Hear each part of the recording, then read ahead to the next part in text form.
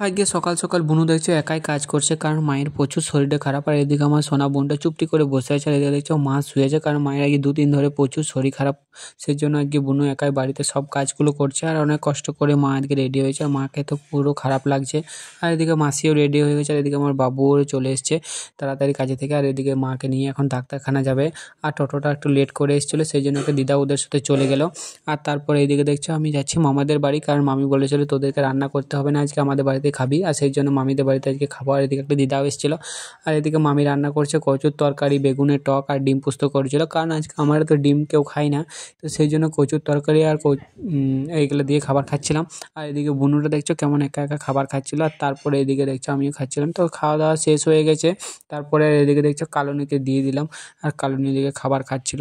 আর অনেকক্ষণ পর মারাও চলে এসছে বাড়ি। আর এদিকে দেখছো সবাই টোটো থেকে নেমে পড়েছে একে একে। আর তারপরে এদিকে দেখছো মামাকে বলছিল আর কি ডাক্তারে কী কী বলেছে। আর এদিকে মা দেখছে কত ওষুধ দিয়েছে। আর তারপরে এই বোনটার জন্য একটা জামা নিয়ে এসেছিলো কিনে, তো এই বোনটা এখন জামাটা পরেছিল।